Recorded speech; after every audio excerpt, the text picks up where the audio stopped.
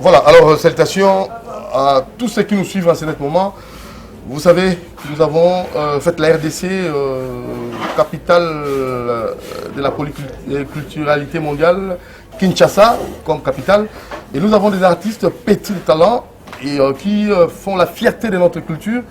Et nous recevons pour vous un artiste chevronné, un expérimenté, un doyen.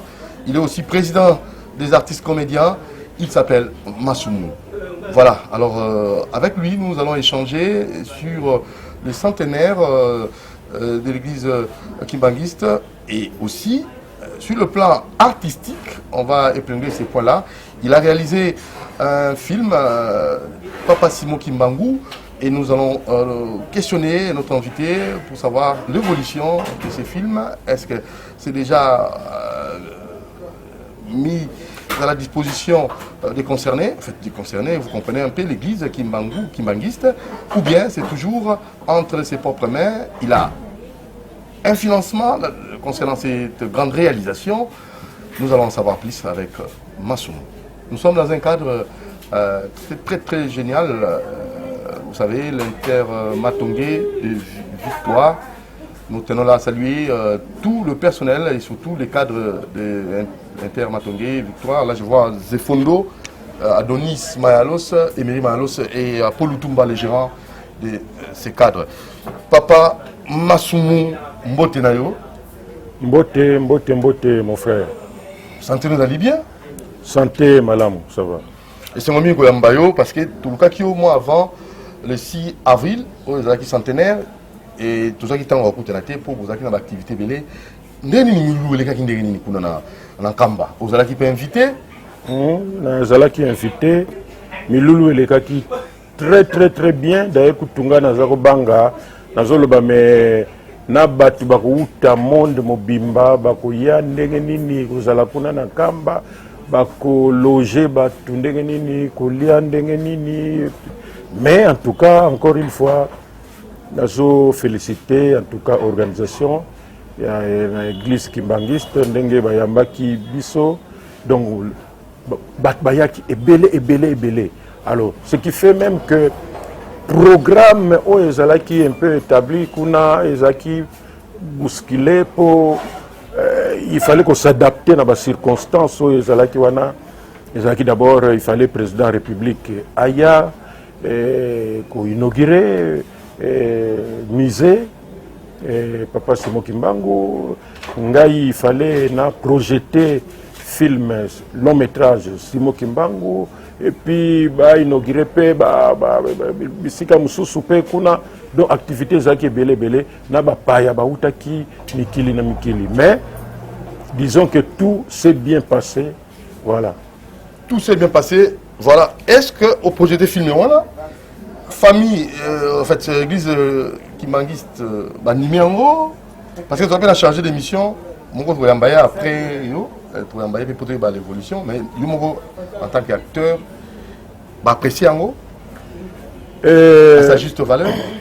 Film, d'abord, il faut dire, dès que nous avons que moi, je suis catholique. Catholique, mais tant on a découvert histoire, Papa Simon Kimbangu, on a dit que nous étions presque injustes.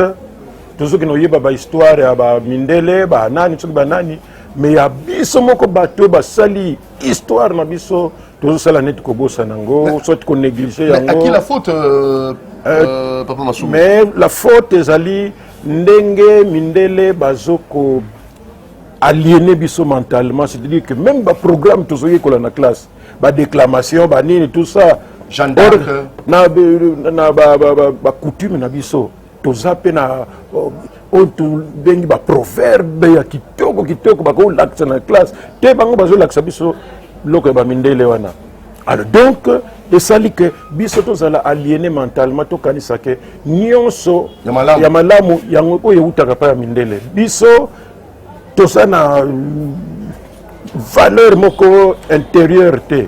Alors donc ngata on a découvrir histoire de Papa Simon Kimbangu ngabi ils ont toujours grandir toujours bengango kaka bato akintwadi même bon bato Kimbangu tout ça, mais tant on attend le livre ya Elebe Maikonzo, paix à son âme, la passion de Simon Kimbangu, n'est à découvrir en 1921, pendant que tout ça qui vraiment colonisé, pendant que vraiment Batbazaki n'a connaissance sur le monde, mais Moutoumoko qui n'a vraiment pas beaucoup étudié, Simon Kimbangu, mais azo loba makambo, azo conscientiser la population, que ça peuple espoir, que c'est vrai, les autres sont presque esclaves. Mais lobby tokozala indépendant, lobby tokozala pe misala oyo ba mindele bazosala. Donc biso tozaba ekela mwanzam tozala complexité à part ba miracle na ye wasala. Donc enseignement na ye belé betangatali. Ah non, moi je vais contribuer à ma manière pour faire pour que batuba yebaye surtout ba non kimbangiste. Ne fût-ce que pour dans le cadre de la connaissance générale. On a quand même Kimbangu parce qu'il y a une fierté nationale sur Hollandi. Il y a en 1921, personne ne pouvait croire que à cause de raisonnement, de jugement et puis qu'on projetait Makambo. Mais toujours, dans l'enseignement aux États-Unis, vous savez qu'il y a une journée fériée et chômée pour Martin Luther King. Parce que Martin Luther King, en 1964 ou 1963, on a remarqué que dans la classe, vraiment racisme, makasi. Mindele, batumuinde bako kene place mindele bazalagate. Mindele pe bako donc mais azoïb sabango non, bande konanga batumuinde tous à la complexité. C'est vrai que mindele bazonio pour la biso tout. Mais lobby, donc comme appendenge bango bazali. Alors, enseignement, na yewane côté là qui batou. Donc, bamona qui est modèle noir, azo pèse enseignement. Journée mobimba, férié, chômé. Mais, batou pour nous zong cette histoire pour pas fouiller. Nous sommes en 1921, mutumoko, nankamba comme on a ici Kimbangu. Ah, ça là qui peut la campagne ndengona. Mais nous sommes tout comme dans 1955, 56. Maintenant, il y a un mouvement, il y a des intellectuels, il y a des bimawana, non, en tout cas, les noirs, ils sont sima mindele, ils ont exploité, tout. Dans le niveau Afrique, surtout, même, Kwame Nkrumah, je ne sais pas, Senghor, Namboka Nabiso, Lumumba, Kasavubu, même le cardinal Malula. Et puis que le cardinal Malula révolutionné tant peu comprendre le message qui Kimbangu, Bandakango, à l'objet dorénavant l'église. Sango hôtel à Libosote, Sango il faut hôtelaka place bandimi bazali babaloli hôtel wana. Et puis makamuka ka banzembo ya kilate wana tout ça ko beta na ba armenium te ba koti si bambunda. Omona bambunda ninge koma ko beta wana to révolution tout ça tout. Nyonso wana tango ezo salema. Non, biso ba congolais de mauvaise foi, to soli ko yeba te que mouvement wana e bandi na 1921 et pas Simon Kimbangu. Alors donc ngai je me suis dit, non, il faut il faut te réécrire l'histoire dans le monde, si c'est une mauvaise foi, que non, Kimbangu, Abanda, le précurseur des indépendances africaines, Olinga te. Très bien dit. Mais il faut te réécrire l'histoire. Je vous ai dit que moi je suis catholique, mais nazo défendre Kimbangu parce qu'il y a le patrimoine, fierté. Mandela. Asala 27 ans en prison. Alors, dans le monde, c'est le plus vieux prisonnier du monde. Il n'a fait que 27 ans. Mais Kimbangu a fait 30 ans. Donc, il a un devoir de rappeler, attention, il y a Mandela. Le plus vieux prisonnier du monde, c'est Simon Kimbangu. Donc, devoir Nazanango. Et moi, je ne suis pas kimbangiste, mais il faut qu'on soit sincère. Ce que nous trouvons vraiment, il faut qu'on dise. Dans la film, on peut expliquer un mot. Film nangai d'abord penazo attirer attention mingi ba politiciens na biso. Parce que ba politiciens na biso mingi baza ba opportuniste. Au mona avant ni naya usala discours oyo kaka la RDC, pays de Lumumba, pays de Kimbangu. Mais Kimbangu ayebi kutu atawete. Alors nga maintenant na pesi bango occasion ce que tel film nangai ba hôtel nous avons des messages qui Kimbangu ezalaki boy. Nous avons des miracles na ezalaki boy. Mona passe boy. Il a été fouetté boy. Azaki na prison boy. Donc en diagonale mutu akozwa idée sur Kimbangu et akozala na respect mingi envers Simon Kimbangu. Le 21, en fait, 1921, le 6 avril, journée chômée, payée, jour férié. Et ça qui polémique pour la sous. D'habitude, bonne réaction là. Non, nous sommes dans un état laïque. Mais tout justement, bato bazo lobandengwana. Mais dans les États-Unis, puisque nous aura toujours un modèle pour tout kuna. Les États-Unis, tant bazo salango ni noana, et ça va être laïque kakabani news. Tout ça. Bisonde moté mandé mabé. Nous ne voulons pas reconnaître la valeur de Batunabiso. Nous préférons que l'on ait à la nangote pour que tous soient à l'aise. Mais ce qui nous personne n'a soutenir. Allez, aussi, il faut y Simon Kimbangu. Exact, il faut y donc, biso polémique, cela veut dire que Mouto a déjà aliéné mentalement. Oyo que soki aboti mapasa baye koyebisa ye que ntimba netu biso bakongo ntimba na nzuzi eza biloko moko ba coutume eza sorcellerie.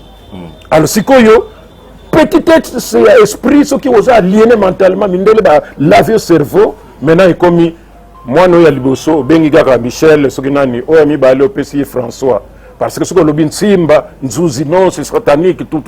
Or bakoko na biso bazala qui avance il y a un raisonnement ya mayele les deux surtout ça ba vrai jumeau okoyeba te donc ntimba ye mutabota wange liboso sans arrière tu ya nini wana nzuzi oya botami et puis na mayele na bango pe po ekene normal oyoka so balobi nlando c'est là nlando cela veut dire pas mutiri baba passa moko baza kuna oyo zomona oyo azoya après quelle beauté même culturelle. Donc tout ça a des conséquences néfastes pour la biso. Bien sûr, le pays en Afrique et particulièrement au Congo to développer aussi longtemps que tu as aliéné mentalement. Oui, mais que biso c'est quoi ça influe aussi sur le comportement de nos politiciens. Bien sûr, de nos enfants, d'abord bien sûr. Tel par exemple yo soko zimbongo mbala moko tindi mwasi na bana bakinotanga na Canada na ba États-Unis tout ça baso so mentalité ya kuna où il y a ba PD ba soki banani ba ou les enfants babanga ka ba parenté biso soko lobi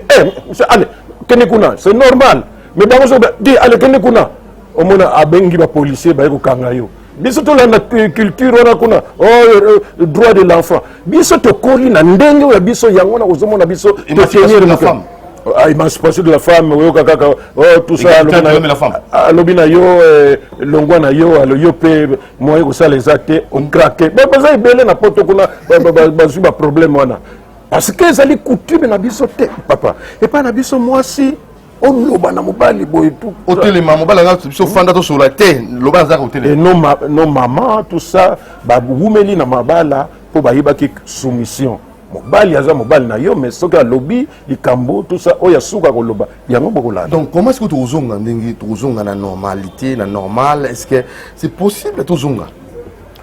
Bon ngai d'une manière personnelle ça n'engage personne. Mindele tango bayaki awa bavandi boy bazotala biso très bien organisé, oui ou non? Très bien organisé. Et première erreur na biso ezala ki baptême ya Nzinga Nkuvu. Wow, azu kombo ya mindele la tiango Alfonso Ier. À partir wana donc balakisi ke Nzinga Nkuvu c'est esa salité kombo wana c'est satanique. Alors pour que vous allez en contact na Nzambe Nzinga Nkuvu il est très fier là aliéné mental Nzinga Nkuvu quand ba ya nini keko ezotambola yango moko boye nini bazu yango bakenango kuna mais on faisons normalement non il faut normalement mais bazo sala biso boye obi que faiblesse na biso ezalaka mingi bakonzi mingi oyoka kaka non moi j'ai beaucoup d'entrées en Europe mutwana ye en tout cas na bamboka nyonso kuna yeba nzoka ndetango zoyeba na kuna Simon Kimbangu a dit mindele bazoya awa ce n'est pas parce que bazolinga biso bazoya awa pona intérêt na bango et il faut que bakonzi na biso ba retenir que mundele moko te ko ya ko sekisaka biso awa pona bolamu na biso mundele azoko ya awa kalate oito yoka rapport et yoko nani monsieur Yumba qui est le mutu ya fake oki ndenge ndenge batu teki mboka na niveau ya nini complexe devant Mindele. Mindele azo segisa yo zo kanso moi je suis l'ami de monsieur Albert. Non, monsieur Albert azo teki qui a mis à richesse. Oh, donc biso moi j'ai toujours dit Mindele tang bayaki ba étudier nanu biso très très bien sur le plan comportemental. Ba yebi mukongo oyo oyo mungala oyo muswahili oyo muluba ndenge bazokendela wana soki makambo mbongo kobomba mbongo kopesa na oyo kuna te pesa ngo na mukongo ye ako ndenge akobatela mbongo kanisa mwana po abimisa ngo kutu mais soko pesa oyo kuna une semaine après c'est bungaki.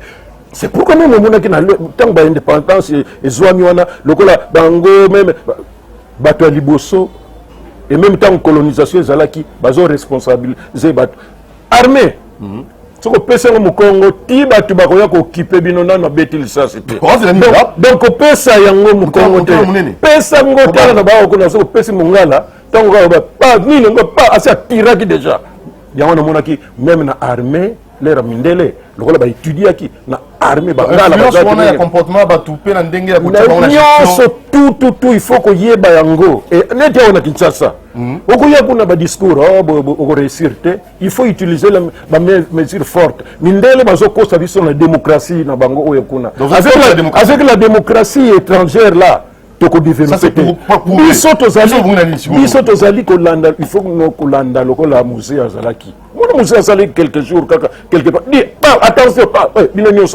vous êtes pas. Dis, bisous tout ça, au moins, on a été que vous avez décision, paf, cash net, lundi, on a battu, on a cash net, mais jour suivant, rien.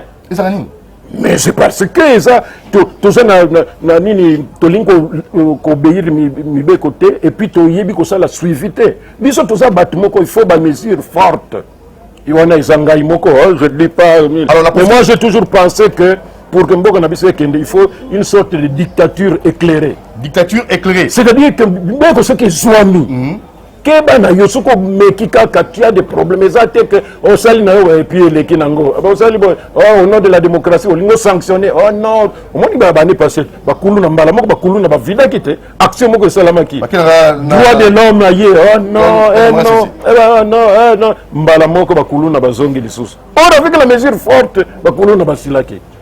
Alors, dictature on a bien éclairé, hein, c'est ça. Éclairé. Sur le niveau na binou. Acteur, vous allez mon doyen, président, artiste, comédien. Dictature éclairante, tout ça, on a dit pas nous ça, vous allez président. Comment est-ce que vous croyez dictature éclairée, la domaine, vous allez président. Non, d'abord, au moni, tous allez malheureusement envahi parce qu'il faut que je puisse convaincre vraiment. Tous allez dans le climat, il y a démocratie outi na pas ba Mindele o bazo coach la biso nzokande bazo sekaka biso pour que simbate et bango nde bazo tiela biso pe ba désordre là ou biso tozo potana biso na biso na ndenge ba artiste comédien nous sommes l'unique association culturelle soko yebi moko yebi singaye soko et pas ba musicien tout yebi sangai association nini yebi kuna ezala ke soki makambo ezali ezala kakaya nini te bibembete mais même il y a organisation que tel jour ba musicien ne soit kutanaki parce que leur président ou quoi tout ça après ça qui consigne boye et puis ba se faire ba remarque tout ça. Ça n'existe pas. Et même chez les artistes comédiens, bisoka kande tozali. Beaucoup yokana bino kuna tout ça sous forme parfois ya musique ba kutanaka po ba kinotela mutu moko azobela ou bien ba kinobina kuna mais biso c'est pour l'encadrement professionnel des artistes. C'est-à-dire que le 27 mars, c'était la journée internationale de théâtre. Donc, on est à Pacific Palace, où nous avons organisé une séance, il y a augmentation, il y a capacité avec la collaboration, il y a professeur, il y a Ina. Donc, tous les artistes comédiens qui sont arrivés pendant 2 heures, ils sont tokoti court. Il y a koyeba musala na biso ba ABC ya musala na biso même biso tozo quand même ba notion mais il faut toujours qu'on se remettre. Vous ne verrez pas une association d'artistes benga di bastar yo benga bastar tout ça ba ya tout ça mais biso tozo sala yango parce que tozo ndima biso nyonso et puis bandeko nanga nyonso tu bayebi que président Masumu quand même c'est quelqu'un oyo alingi corporation na biso ezo valeur ozomona quand il y a consultation niveau de présidence association na biso je représente les artistes comédiens nous sommes même premier ministre tant ozo la consultation. Vous ne verrez pas, les abissondés, les musiciens, c'est un regroupement, il y a Batou. Non, tel, tout ça, mais tant vous, c'est qui? C'est un porte-parole. Mais Bisso, c'est lui qui va parler, le premier, c'est le président des artistes et comédiens. Nous sommes bien organisés, malgré problème, mais franchement, de ce côté-là, ça, là, il faut. Alors, ce qui est le problème, c'est Ali. Même il y a Kobela, pour ça là on peut n'abattre Kobela te, pour battre Kufate. On est à accident, ba problème. Mais tout ça là on peut n'aboyeba. Bisonyoso. Est-ce que bilamba tozo lata? Et ça scandale tête surtout bana basi. Bino bozoko dépende bozoko comment on dit ko signaler nini ko biper ou quoi tout ça. Bana mibali boza mibali mais finalement bozo linga boko bana basi quoi ba parole ba phrase tozo bimisa. Est-ce que ça malamu ça ne va pas choquer na ba famille tout ça tout. Alors tozo tient na ba tout droit tout ça. Allez au mona et le cause là qui grave boyer petit à petit et qui diminuer. Et on ne peut le faire que dans une association organisée locale. L'actuel ministre de la Culture, Ozeb Saïni. Oh, ben l'actuel ministre de la Culture.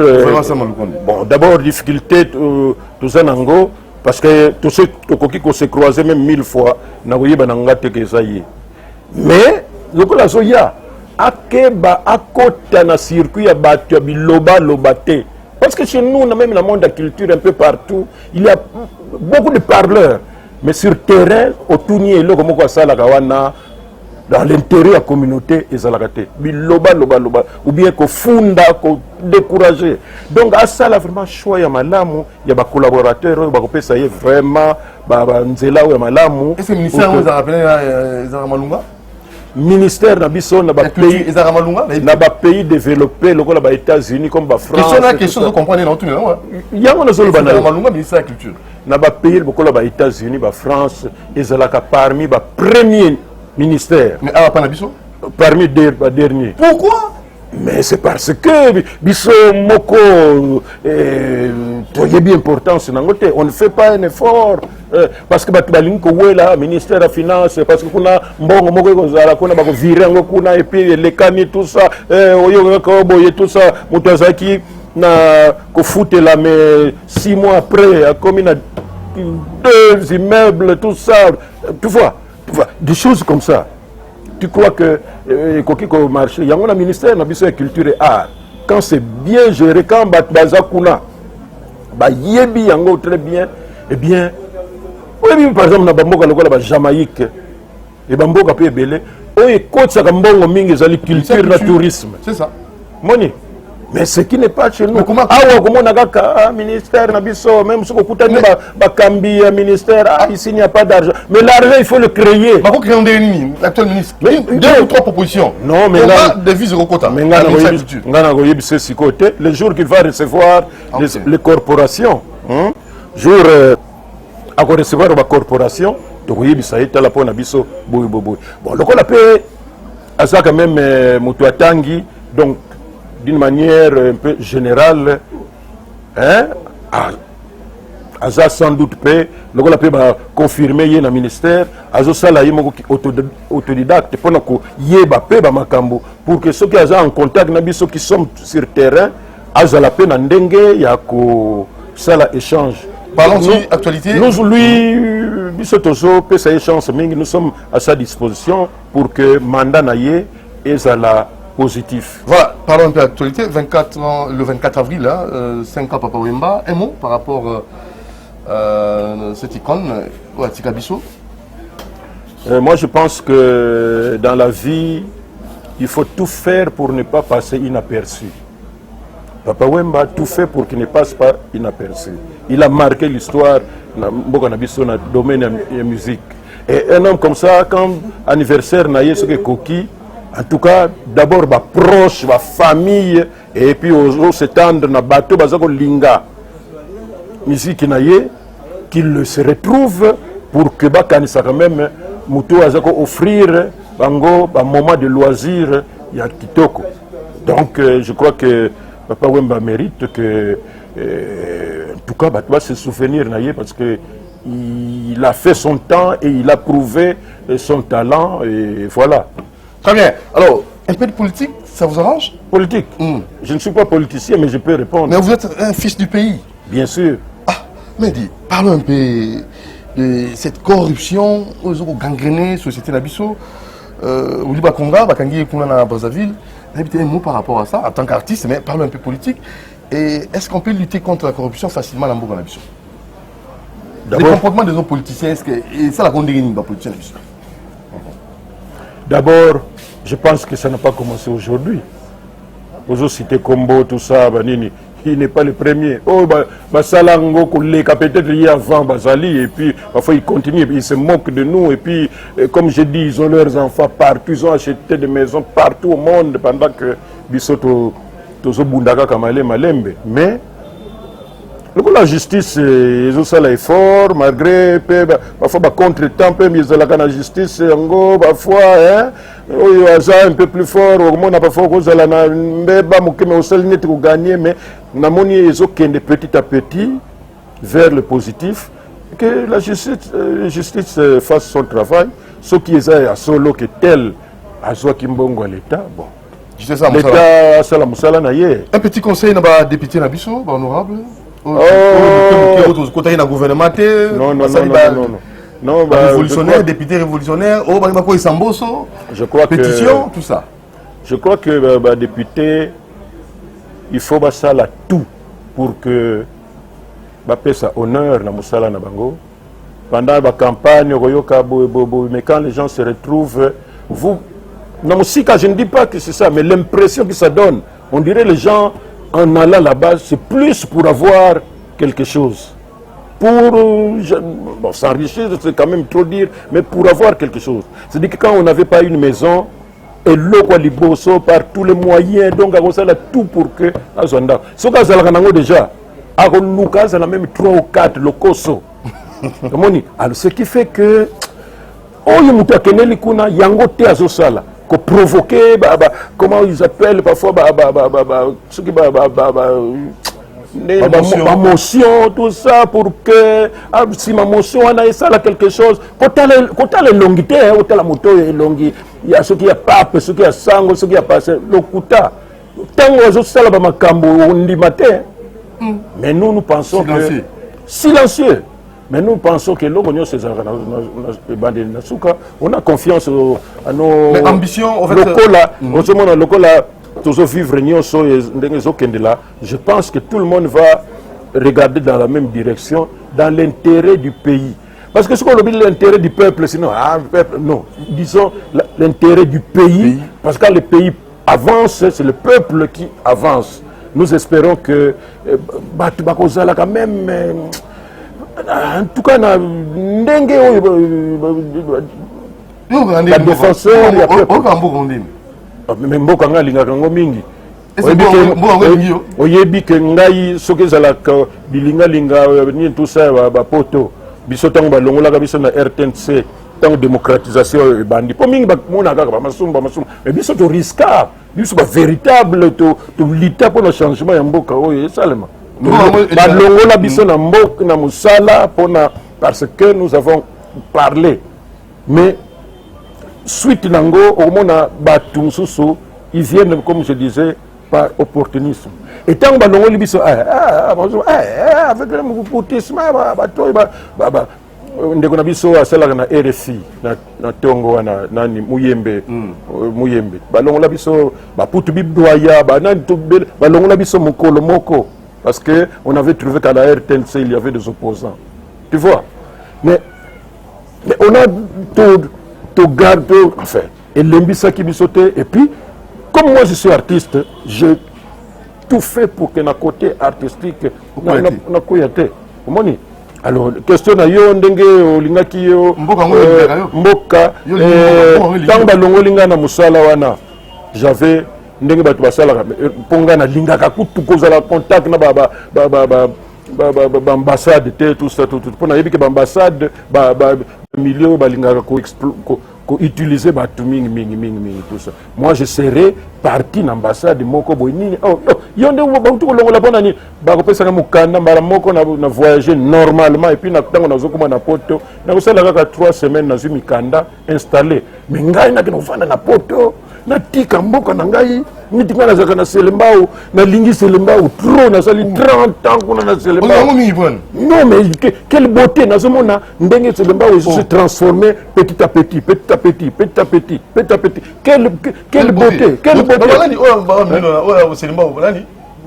Boum, Selema, voilà. Donc, je suis allé en France, en Belgique, en Allemagne.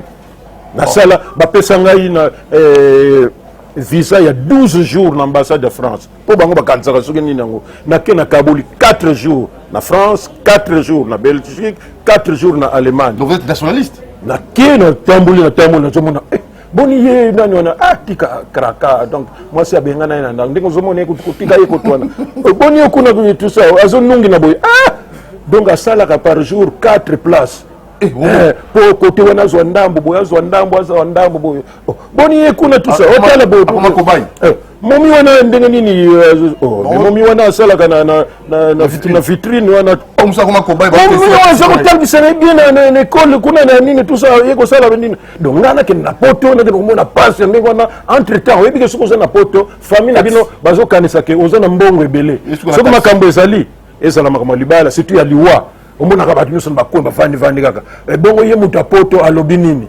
Donc avant bango ba cotiser yona ni mutapoto po bango bazo kanisa ke muto azana poto azana case moka ba mbongo tout ça nzoka nde na poto mbongo ça passe pour na kozwa o baza kuna o bazo s'organiser. Moi je les encourage mais ngai na ndenge na ngai bitekuté ko na sepelaka nango trop likayabu donc na kwanga na remarquer que nazo umela pe na mokili po na déjà. Non, mais ce qu'on a dit, c'est quoi évanoui. Oui, yo quoi évanoui. C'est que mais j'ai 41 ans de mariage. Ah, coup de chapeau, hein. Pour les artistes,